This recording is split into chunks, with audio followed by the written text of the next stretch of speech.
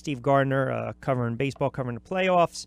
Kind enough to join us for a couple moments, USA Today. How you been, pal? Good, Rich. Pretty exciting series, huh? Yeah, where are you? You in New York? I am. I'm good. sitting out behind home plate right now. Very nice, very nice. I'll tell you, it's been a heck of... Otherwise, Joe Girardi would be talking in our ear, so I had to move outside. Well, I appreciate that and appreciate you making a couple moments for us.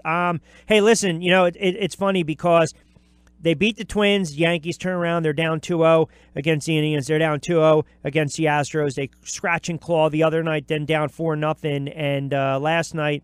And they're getting the timely hits. You get the great at-bat by Gardner. You get the big hits from Judge. You get the homer. You get the Frazier hit. Is this more of what, the Yankees offense, what we thought they would do, or is this more of an indictment on the Astros and their bullpen? Because I was a little surprised that they pulled McCullers yesterday. Well, first of all, on that, I don't think you could ask for any more than they got from McCullers. You think he was done that far? Yeah, and that far into a game since the middle of June, and so that was everything they could have asked from him.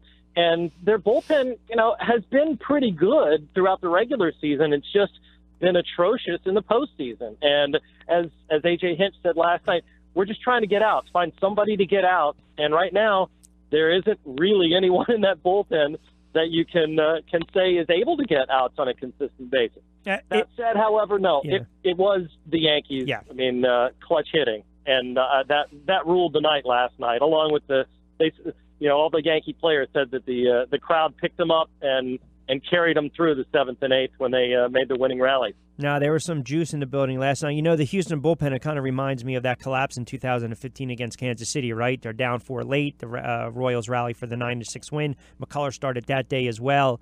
Do you get the sense with Tanaka and Keuchel today, which is a rematch of the playing game a couple years ago where Keuchel kind of stymied the Yankees? I think it was like 6 frames, 3 hits, 7 strikeouts. Do you get the sense that it's just a matter of time now where the Yankees will be able to hit him, and the fact that they're seeing him a lot more quicker than, say, in the regular season, if you will, that they'll be able to see pitches a little better today? I don't know. There was a lot of discussion about that yesterday before the game when Keuchel met with the media, and I think, it's because he's the pitcher that he is. I mean, what he's going to do. He's going to try and get you to hit the ball into the ground. He was the best in the majors of any starting pitcher at ground ball rate this season. And so I don't know that getting to see him again in the short time span is really going to be that much of a benefit for the Yankees. I think Keuchel has owned them throughout his career. 6 career starts in the regular season, ERA under 2, and then 13 shutout innings in the postseason in 2 starts against them. So I think this is one of those cases. Yeah, the Yankees may be due, and I don't think that Keuchel's going to shut him out for another 7. But I do think that he knows how to handle this lineup, and I expect a good start from him today. Tell me what you think of this. If Houston wins today, I threw it out there, I would not pitch Verlander in Game 6. I would hold on to him for Game 7. Now, I know it didn't work out when Tito did it. With Cleveland, you just kind of go out and stay the course. But, I mean, has that been brought up at all? I'm curious, or what's your thoughts on that? No, A.J. Hinch will meet the media a little later this afternoon, so maybe he gets asked then. I don't think so. I think you've got Verlander on regular rest. You're going to be able to pitch him in Houston, and you go with that when you have the opportunity to lay the hammer down, and you go for it. And in Game 7, it's all hands on deck. I mean, we could, conceivably, the Astros could have Dallas Keuchel available in Game 7 on short rest, with the Randy Johnson role or the Madison Bumgarner role. So I think definitely if you're Houston and you got a chance to close it out, you put your best pitcher out there on the mound and you go for it. I thought one of the most underrated at-bats last night was the Gardner at-bat where he fouled off a bunch of pitches and then hit the ground around Altuve and he looked them off and the run scored. To me, I thought that was a very underrated at-bat at the time. Yeah, there were a couple of really underrated plays in that inning, if that's possible, in a series that's scrutinized, in a game that's scrutinized as heavily as we do these. But, the play where Chase Headley made it to second base when he was caught in between, and, if he's out there, the Yankees have a runner at second and one out, and that, maybe the ground ball gets, the run in and it's 4-3, but there's nobody on base at that point. Right. It extended the rally for them, and, that was huge. The Gardner at bat to get the run home was huge, and then the Judge double obviously was definitely big, and that, I think that's what just sent this place into a frenzy, because you get the game tied, and now it's anybody's ball game. And actually, it wasn't anybody's; it was definitely the Yankees. I think from that point on. Yeah, and you had Headley, who's done nothing, 1 of 18 at the time, and then he rips the base hit in the rally. He's on Frazier with the big single as well to lead off the 8th, and you mentioned Judge with the big shot. It's funny because the Astros scored 4, but if you look at the way they scored 4, you get the walk. I think it was the error, the pass ball, then another walk. So it's not like they're really, we talk about their offense exploding. What's going on with their offense? How come they're not able to produce? It's amazing that they have just been so inept with runners in scoring position and 2 outs. I think they're hitting under 200 or just maybe over that in those types of situations here in the ALCS. And this, from a team that led the majors in runs scored and on-base percentage and slugging percentage, and the offense has gone completely cold. Even Carlos Correa and Jose Altuve, who were so instrumental in the Astros winning games 1 and 2, they're not hitting anymore, and nobody else is. This is something that I'm sure, the Astros hadn't lost back-to-back games in over a month, and yet here they have lost 2 in a row to the Yankees, and I'm sure they're doing some soul-searching on offense in there.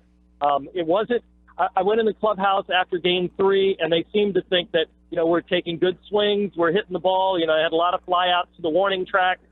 I think they're probably – maybe a little bit more concerned after what happened last night and their inability to cash in even after they had the big lead. I'm curious. I'm going to venture to guess Gardner, Judge, Sanchez, Gregorius, Hicks, Castro, Bird, Frazier, and then I'm just off the top of my head. Well, obviously, you'd have Headley as DH. Did they come out with I imagine so. Okay. They do upstairs. I believe so, but I didn't get a chance to look at it before I came out here. So, it's Joe Girardi has a lot of options. One of the underrated things last night was putting Gary Sanchez as the DH instead of having him behind the plate.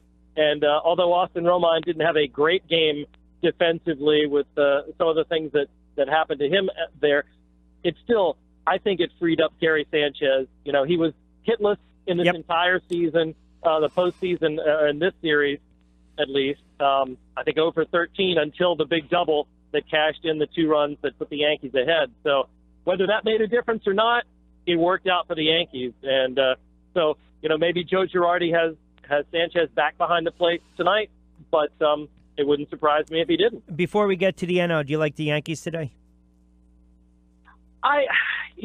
As much as I think Keuchel will have a good outing, he's going to have to go 9 or very close to it for the Astros to avoid using the bullpen. And I think if the Yankees get to the bullpen, which I think there's a pretty good chance that they will, they're going to get the runs they need. So, I think we go back to Houston with the Yankees up 3-2.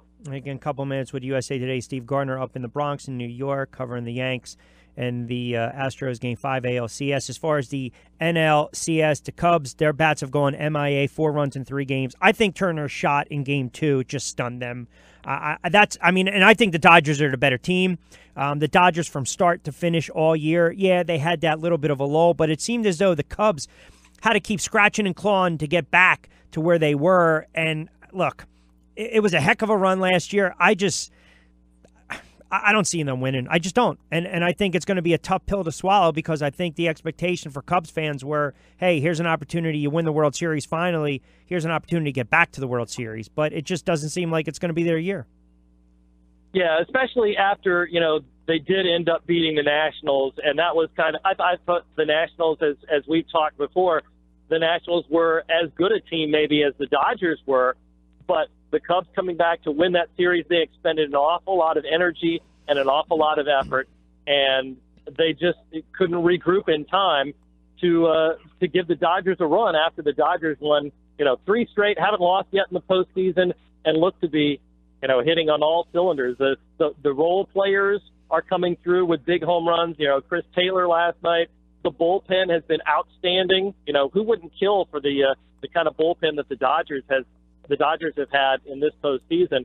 So yeah, everything seems to be pointing toward, if not a Dodgers sweep, certainly when they go back to LA, it won't be to play against the Cubs. It'll be to get ready for the World Series.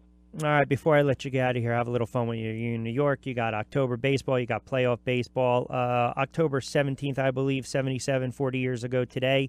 Do you recall what happened?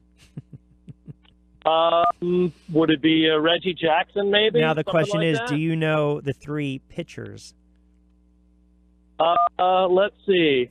Bob Welch, was he one of those? No. Bert Hooton. No. Bert Hooton. You need. I got two more. Come on, two more. You know the last one. Oh, jeez. Niedenfuhr.